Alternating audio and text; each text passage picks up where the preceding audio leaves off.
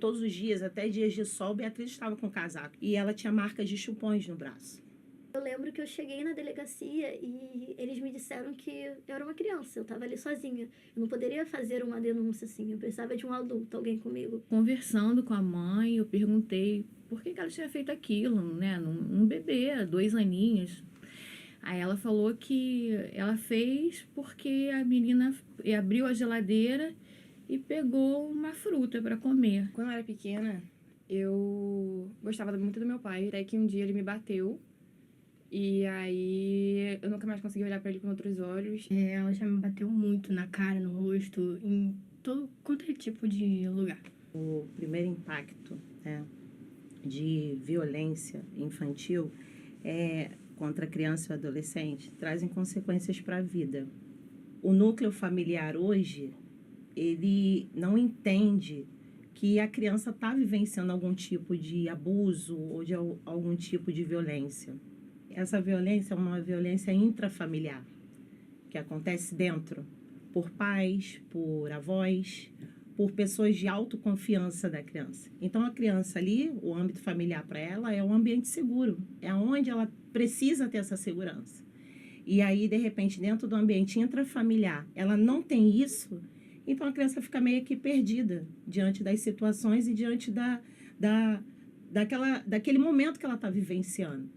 Então, para ela, nunca vai acontecer um pai, um avô, um tio, que é de sua autoconfiança, que ela viu a vida inteira, desde bebê, de repente vir e sofrer um abuso e a criança é silenciada por isso. Os casos com mais frequência, né, no conselho tutelar era de abuso sexual, principalmente em criança. Violência psicológica eu acho que é mais difícil a gente conseguir identificar, né? Principalmente em criança que ainda não entende o que está acontecendo. Mas infelizmente é a violência que mais acontece, né? A primeira é a sexual, depois a psicológica, mas que muitas pessoas não conseguem identificar que isso é uma violência, né? Muitas pessoas pensam que conselho tutelar é para tirar o filho, né? Eu acredito que muita gente já tenha escutado isso, né? Eu não vou no conselho tutelar não, porque senão eu vou perder meu filho. Não é o conselho tutelar que tira filho, quem tira filho é a mãe a família que não cuida, né? Meu pai gritava muito, muito, muito, muito. Ele era, tipo assim, absurdamente assustador. Ele não se importava com lugar, não se importava com hora, não se importava com nada. Quando ele explodia, era tipo um terror que até quem tava perto, mesmo não estando envolvido, ficava completamente assustado. Ele batia no meu irmão e na ex-esposa dele e eu sabia disso. Então eu tinha medo, eu sempre tive esse medo de que algum dia ele podia voltar a fazer aquilo que ele fazia antes. Então ele gritava e aí vinha pra cima e aí ele me apertava, me machucava sem me bater. Mas eu nunca perdi esse medo de que algum dia eu iria apanhar de novo, sabe? Ele me briga por coisas, tipo, super inúteis. Uma vez eu não abri a porta direito, tipo, do jeito que ele queria que eu abrisse a porta e eu fiquei de castigo. Se eu não dou bom dia pra ele, eu fico de castigo. Se eu fui olhar uma coisa no mercado e no corredor que ele não tá, eu sou chamada de inútil, de monstro, que não serve pra nada e coisas assim. Você lembra quantos anos você tinha quando você falou que seu pai te agrediu? 8. Ele fez isso no carro com a minha mãe, a minha avó e a minha tia. Ele brigou comigo porque eu não podia levantar da cadeira numa festa que a gente tava, porque eu estava de castigo. E aí a minha mãe pediu pra eu ir com ela ver alguma coisa da época que eu não lembro. Eu acho que era tirar umas fotos pra ela. E aí quando chegou no carro ele brigou comigo porque ele tinha mandado eu não levantar. E eu levantei da cadeira e ele me bateu na frente da minha família que tava ali no carro. Lembro que quando eu era pequena, eu gostava muito mais dele. E aí, ele sempre foi muito agressivo, tipo, ele fazia coisas até com o meu cachorro que eu não gostava. Mas esse ponto eu acho que foi a virada de chave de sair, tipo assim, só ficar chateada com ele, não gostar das coisas que ele faz para simplesmente odiar ele. Você direcionou ele atualmente? Não. Faço terapia desde os 8 anos. Então eu tenho bastante consciência das coisas que são coisas que eu faço por mim, por personalidade, coisas que eu faço pelo meu transtorno, porque por causa dessa relação que eu tive com ele eu desenvolvi borderline, e coisas que eu faço porque foram as coisas que eu aprendi com meu pai.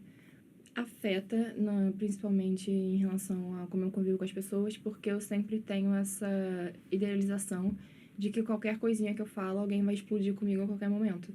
Então, assim, eu sou uma pessoa que não tenho medo de falar, mas quando eu me importo cada vez mais com a pessoa, mais medo eu vou tendo dela, sabe? Óbvio que com a vida a gente vai desenvolvendo outros traumas, outros problemas, mas quando eu vou pensando em muitas coisas, o foco principal sempre acaba sendo meu pai. Eu ainda sou obrigada a ouvir as pessoas defenderem ele, porque ele era um bom... Não um bom pai, né? Nunca por ser um bom pai. Mas porque ele era um bom genro, um bom amigo. Eu tenho que ser obrigada a ouvir as pessoas me falando que eu tenho que perdoar ele, porque meu pai tratou elas bem. A minha mãe, eu morei com ela por 10 anos. Aí eu denunciei ela por maus tratos na escola. E aí veio o conselho tutelar. E o conselho tutelar conversou comigo, com meus pais. E perguntaram, né, se eu queria morar com minha mãe ou com meu pai. E eu falei com meu pai, então eu fui morar com ele. Desde pequena eu sempre falava que queria morar com meu pai, mas minha mãe nunca deixava. Nunca ia. Só que, como eu já sofri muitos maus tratos com ela, verbais, né, de falar, e também físicos, eu decidi, liguei pro meu pai no dia, falei que ia denunciar ela, falei que pra ele ficar preparado, e eu denunciei ela. Quantos anos você tinha? Tinha 10 para 11 anos. Eu falei pra escola tudo o que aconteceu, pedi que eu só sairia dali com meu pai e com o conselho tutelar. Nesse dia, a minha mãe, ela tinha me agredido de novo por coisas totalmente estúpidas que uma pessoa, provavelmente, tenho certeza que não bateria, mas bateu e eu não tinha entendido. E eu percebi ali que tinha que dar um basta nisso. Era difícil. Era bem difícil porque a minha irmã, ela tem problemas psicológicos que hoje em dia não afeta tanto ela, né? Minha irmã já bateu com lápis. Tipo, ela quebrou o lápis na minha cabeça pelo simples fato de eu estar usando um lápis dela. Eu tava lá fazendo meu dever de casa e do nada ela pegou, falou que eu não deveria usar esse lápis dela e simplesmente tacou na minha cabeça e quebrou. Qual a diferença de idade entre você e sua irmã? Minha irmã, ela tem 26 anos. Então, você tinha 10, ela tinha mais ou menos uns 20? 20. A minha mãe, ela cotidianamente falava pra mim que eu era uma inútil, que eu não servia pra nada, que eu não daria certo no mundo. Ela já me bateu muito na cara, no rosto, em todo quanto é tipo de lugar. O conselho tutelar, quando a gente tem uma denúncia e constata essa denúncia, ele pode oferecer a denúncia ao Ministério Público. No primeiro momento, se não tiver uma família extensa, a gente pode colocar num abrigo, mediante a autorização da vara da infância, ou colocar numa família extensa. O Conselho Tutelar, ele é um órgão, né, de proteção, então ele precisa tirar a criança ou adolescente daquele momento de violência e ele tem essa autonomia mediante a autorização da vara da infância. Se o adolescente chega na delegacia e para fazer a denúncia, a delegacia, o hospital, a escola, quem identificar que aquela criança está sofrendo violência, eles são obrigados a comunicar ao Conselho Tutelar. A relação com a minha mãe também, ela sempre costumou ser muito boa, eu sempre admirei muito ela. Eu era aquela criança que pegava a agendinha da mãe e escrevia por cima da letra dela, porque eu simplesmente queria ser ela. Tudo em relação a ela era o que eu queria ser um dia. Mas isso mudou muito quando eu fui lá para uns 10 anos por aí, poucos anos depois da separação com meu pai, que a minha mãe conheceu o homem que ela tá casada até hoje, meu padrasto.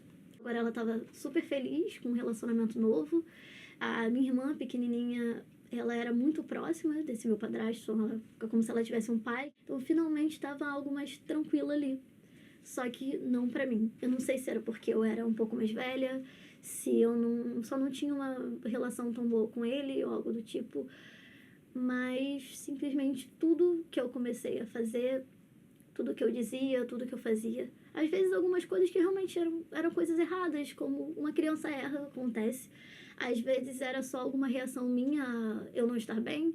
Às vezes era simplesmente por eu ter esquecido de lavar uma louça, por eu ter respirado fundo demais, por eu ter falado algo em alguma hora, por eu ter simplesmente ter estado em algum lugar. Meu padrasto começou a ser muito agressivo comigo. Ele queria ter esse local de ser o pai dali, então ele achava que ele podia bater na gente e podia simplesmente fazer o que ele quisesse. Começou simplesmente com alguns castigos mais severos. Eu parei de ter qualquer rede social, depois eu parei de ter qualquer celular, depois eu não podia assistir praticamente nada na televisão, eu não podia sair com nenhum amigo. Então, eu sempre gostei muito de livros e os livros se tornaram o que tinha sobrado. Aí, os meus livros começaram a ser trancados em quartos e essas agressões que foram de um tapa aqui, um empurrão ali, começaram a ficar mais intensas ao ponto de ter agressões com varas e coisas do tipo. Eu já simplesmente acordei no meio da noite, eu lembro disso até hoje. Eu devia ter uns 12 anos no máximo, simplesmente com muita dor de cabeça, muita dor no ouvido. E eu descobri que era porque ele simplesmente tinha achado engraçado ele ficar pegando uma garrafa d'água e jogando gotinhas de água no meu ouvido ao longo da noite. E se eu mostrasse que eu não gostava disso, que eu não estava bem com isso, então isso era mais um motivo de eu estar errada e de acontecer mais alguma coisa. Eu já cheguei a literalmente ter a minha cabeça batida no vidro do carro incessantemente, várias vezes. Porque eu falei isso, que eu não me sentia tão bem de chamar ele de pai, que eu achava que era para ser algo mais natural. Eu cheguei a falar isso com a minha mãe. Eu não gosto muito dessa pessoa, ela não me sinto bem, eu fico me sentindo mal, não gosto que faça isso, eu tô me sentindo desconfortável. Tentando falar, uma criança tentando contar essa história. Ela pareceu me acolher, mas na verdade eu descobri que ela simplesmente contou pra ele e no dia seguinte ele falou disso comigo no meio do almoço, brigou comigo, eu fiquei de castigo e eu entendi a partir dali que eu não tinha um lugar aberto para falar sobre isso. Hoje o âmbito familiar tem uma dificuldade muito grande de aceitar as regras que lhes são impostas. Então, na visão da família, é muita cobrança.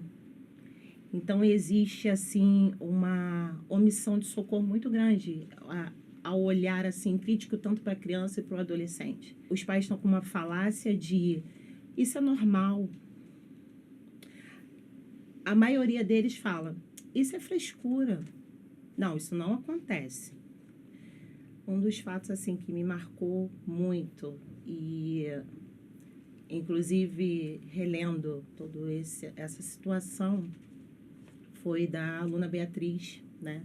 Uma criança de apenas 5 anos de idade. E ela se mostrava, assim, muito indiferente a todas as atividades que eram proporcionadas para que as crianças viessem interagir umas com as outras. E a Beatriz, não. Ela sempre ficava num canto, fazendo com que ninguém se aproximasse dela. E ao observar aquela criança, eu comecei a ver que haviam marcas no seu corpo. E essas marcas não eram marcas assim normal, que uma criança cai e se machuca.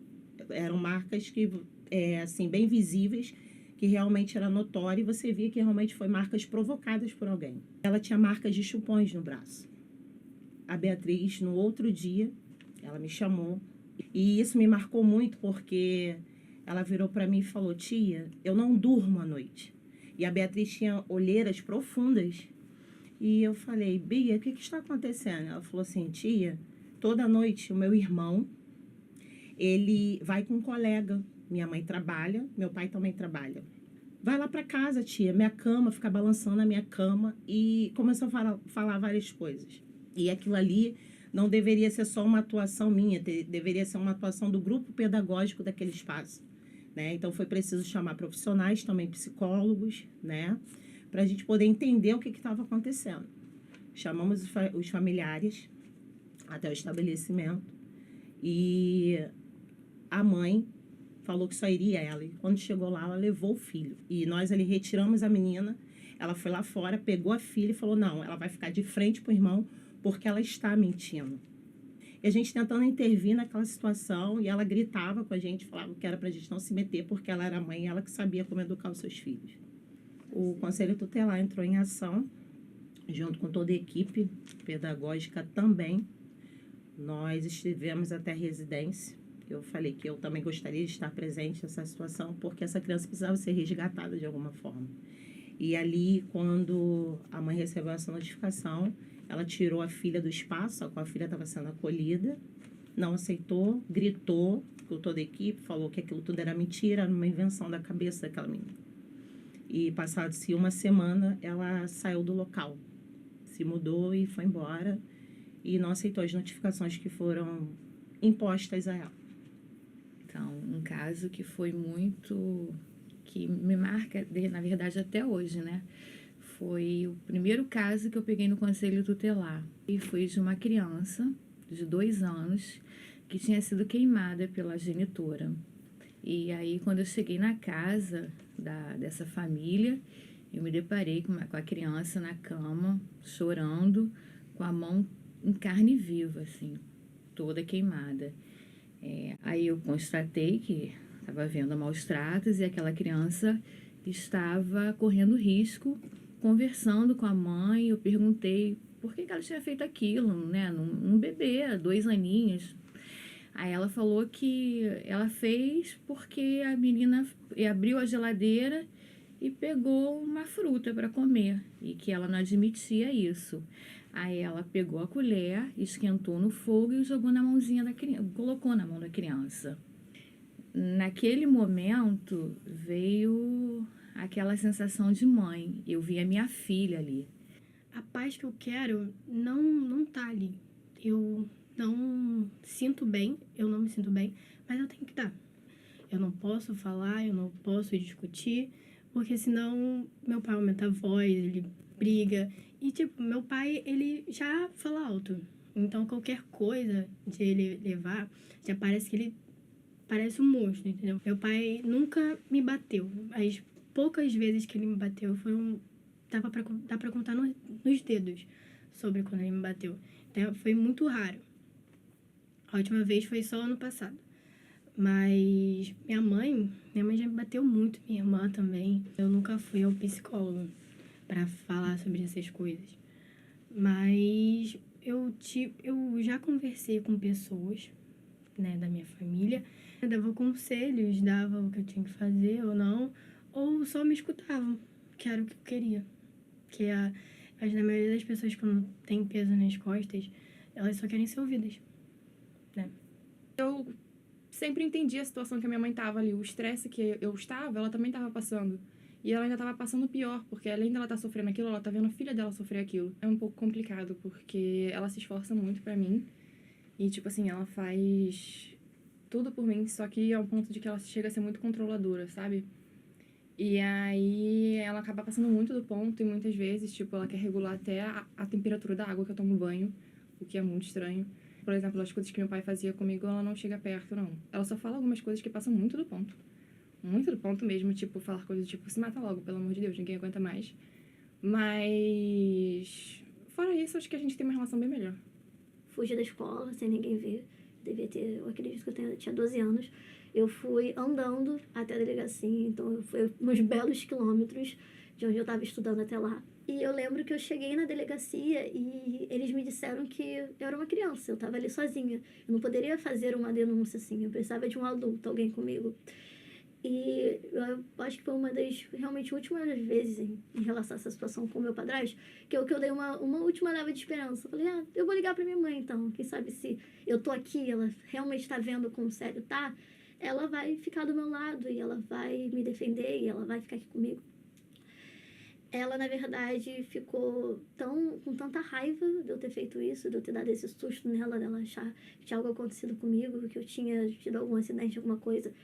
Quando chegou em casa, ela simplesmente olhou pra mim e falou, se você tá tão incomodada que ele tá te batendo, que ele tá fazendo isso, então eu que sou sua mãe vou fazer. E eu fiquei pelo menos uns 30, 40 minutos apanhando dentro do meu quarto. A criança fica apática, a criança não participa. Tem várias formas de identificar essa violência. Criança, hoje, existe um fator muito grande dentro dela de, muitas das vezes, ela preferir se isolar no seu mundo, porque para ela externar isso, ela vai ser chamada a atenção, ela vai ser diminuída, ela vai ser humilhada. Então, muitas das vezes, ela prefere se isolar do que expressar o que realmente ela está sentindo. Se aquela criança ela era ativa, se aquela criança ela era expressiva onde ela estava, de repente ela muda o comportamento, ali a gente tem que identificar que realmente alguma coisa já está acontecendo, não é normal. Aquela criança ser apática a tudo que está acontecendo ao seu redor.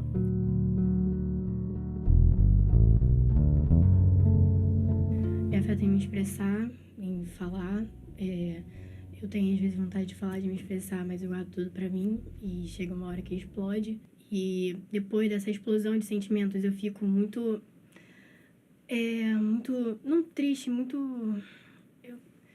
como seria o nome? Cabisbaixa, de tanto sentimento carregado. Aí você chega aquele alívio, aí você só quer ficar quieta. Então, é isso que eu sinto quando eu explodo. A minha mãe percebeu que eu ficava muito perdida dentro de mim, que eu não estava conectada com o mundo ao redor, que eu vivia em outra realidade. E aí ela ficou com medo de ser alguma coisa, né? Me levou na psicóloga e a psicóloga falou que era assim que eu achava que seria ideal para viver naquele momento, uma forma de fugir de tudo que estava acontecendo ao meu redor. O que mais me impacta é eu não ter noção quando eu tô passando por uma situação violenta, abusiva ou qualquer coisa do tipo. Já teve casos na escola, já teve casos em relacionamentos, amizades, em que eu literalmente estava passando por uma situação bizarra, ou agressiva, ou manipuladora, ou qualquer coisa do tipo que me fazia eu me sentir muito mal, que eu me sentia muito mal comigo mesmo.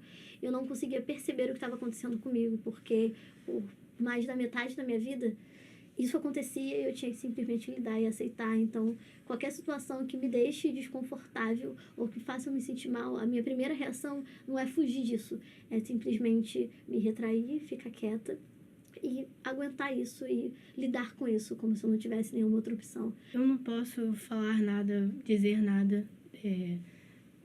Uma grande parte da minha vida eu não podia, tinha que ficar calada. Então, hoje em dia, eu acho que quando as pessoas falam, eu fico muito calada, eu peço muito desculpa, porque na maioria das vezes eu achava que era culpa minha, mas não era culpa minha, mas mesmo assim eu dizia desculpa. Eu estudava na escola, numa escola religiosa, e eu lembro que eu ficava muito afastada dessas pessoas por motivo nenhum.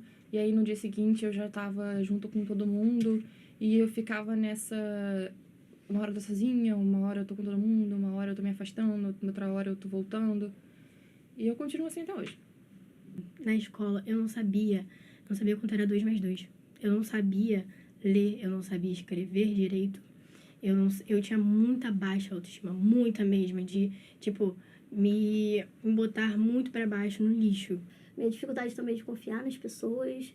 Eu tenho dificuldade de dizer que eu amo as pessoas. Eu passei anos sem conseguir dizer isso. Até hoje eu não consigo dizer isso pra minha mãe. Porque a pessoa que eu mais amava e que era para me amar mais, que era minha mãe, apesar dessa situação com o meu padrasto, ela era minha mãe. Então o fato dela não ter ficado do meu lado impactou muito como eu via isso, essa família e pessoas por estarem ali comigo. Eu sempre acho que eu não vou ter ninguém, então eu tenho que lidar sozinha com tudo e aceitar isso simplesmente. Quando você mora dentro de casa, que você tem medo de tudo o tempo todo, é impossível você não ser afetado por isso e afetar seus relacionamentos.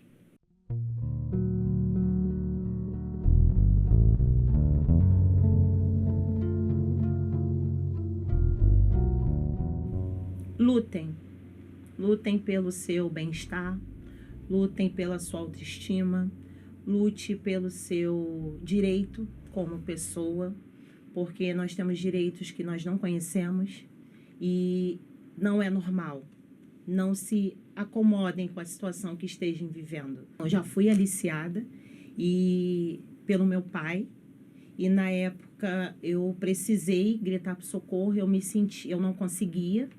Então, eu me sentia culpada por aquela situação que havia acontecido. Grite por socorro, porque essa situação pode ser mudada, essa situação pode ser diferenciada, e esse ser humano, né, tão pequenininho, tão indefeso, que é a criança, ela precisa que o responsável a auxilie nesse desenvolvimento, para que não esteja sendo um adulto doente mas que seja um adulto diferenciado, para que aquele passado dele fique lá atrás e entenda que pode ser mudada a história. Você pode ter uma nova vida.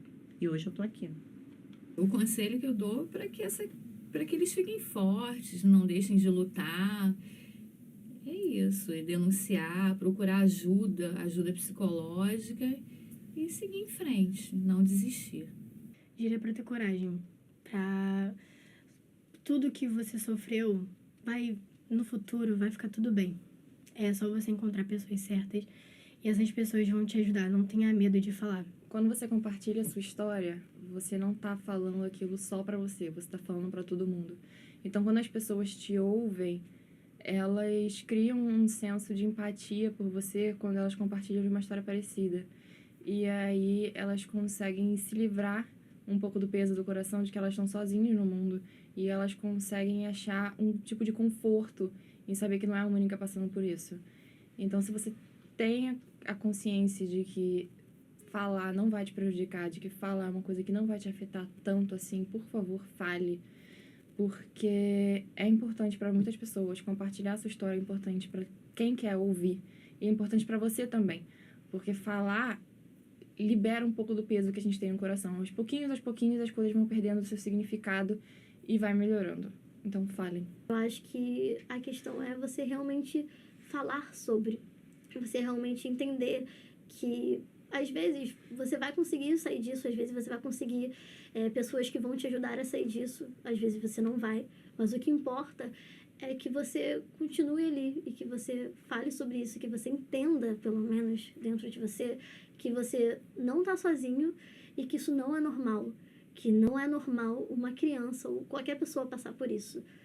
Então, acho que o que eu queria realmente dizer aqui e mostrar com esse documentário é para além de tudo que você pode fazer e todo mundo que pode te ajudar, mas você entender que você pode se ajudar e que você não está realmente sozinho, que outras pessoas passaram por isso, talvez vão passar por isso ainda, e que você vai sobreviver a isso, que sozinho você não tá. E outras pessoas se sentem assim, e outras pessoas superaram isso, e você vai conseguir também.